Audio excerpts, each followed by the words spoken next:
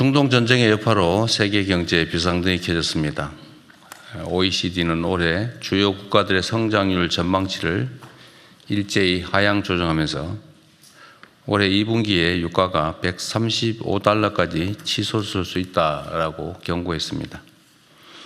대외 의존도가 높고 중동 지역으로부터의 에너지 수급 비중이 큰 우리 입장에서는 더더욱 철저한 점검 그리고 치밀한 비상대책이 요구됩니다.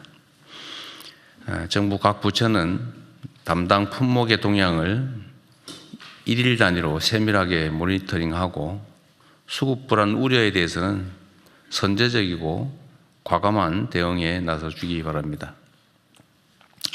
우리가 어떤 상황에 처했을 때 그 대응책을 고민할 때 일반적으로 보면 기존의 관행이나 또 통상적 절차에 계속 의지하는 경향이 있습니다. 그런데 좀 더 능동적이고 적극적인 대응이 필요합니다. 필요하면 입법도 하고 또 우리가 가진 권한이나 역량을 최대치로 발휘하도록 노력해야 됩니다.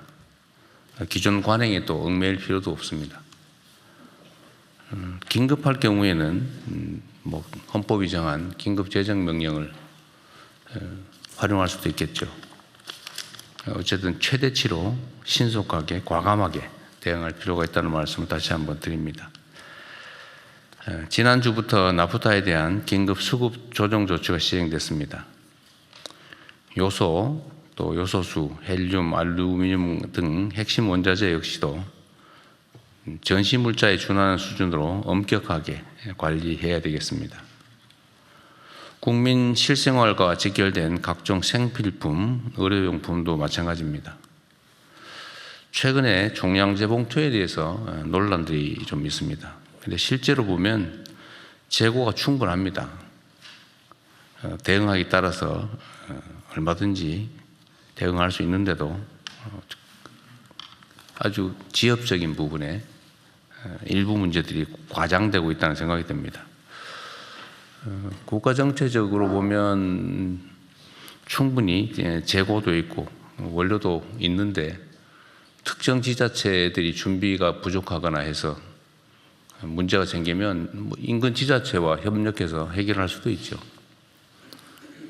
지방 정부들에 대해서 좀 더 엄격하게 지도 관리할 필요가 있겠습니다.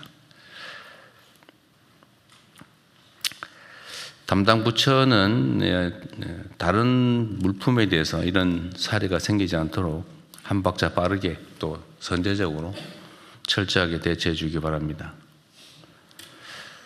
정부의 위기 대응 노력과 관련해서 온라인에서 무분별하게 허위 가짜 정보들이 유포되고 있습니다. 이 점에 대해서 수사기관들도 엄정하게 신속하게 대응할 필요가 있겠다는 생각이 듭니다. 위기의 파고가 높아지고 있지만 우리 대응 여하에 따라서 이번 전쟁이 전하위복의 기회가 될 수도 있습니다.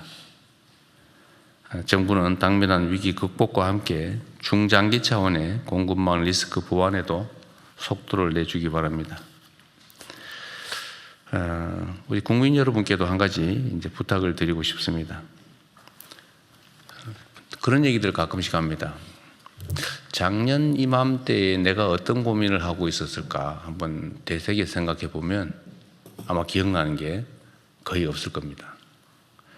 위기라고 하는 건 일상적으로 찾아옵니다. 강도의 차이가 있을 뿐이죠.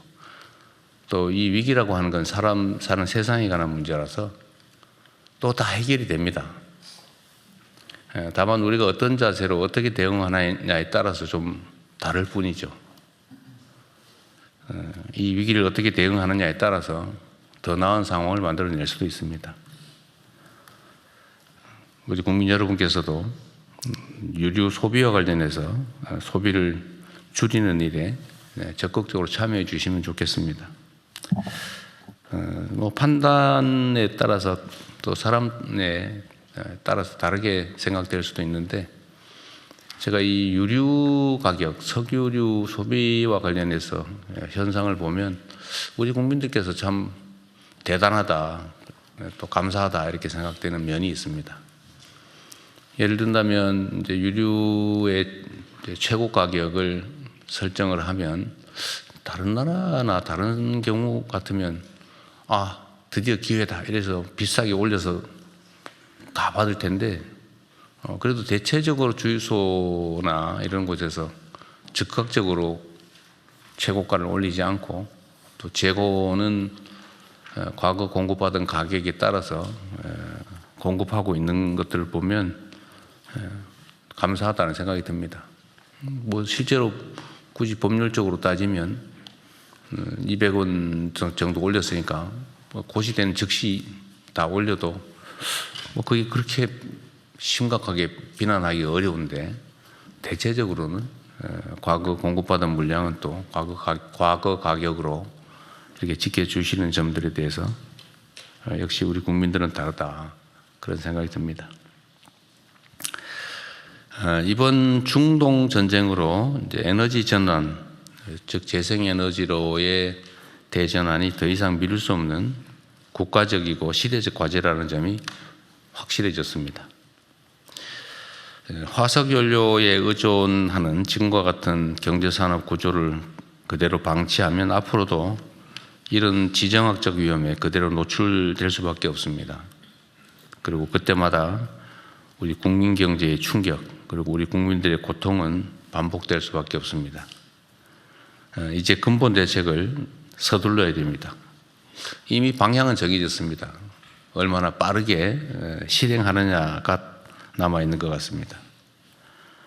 전력 수요를 합리적으로 조정하기 위한 중장기적인 해법 모색과 함께 에너지 수급 안정화를 위한 적절한 수준의 에너지 믹스 정책을 추진하고 특히 무엇보다 재생에너지로의 전환에 속도를 내야 합니다.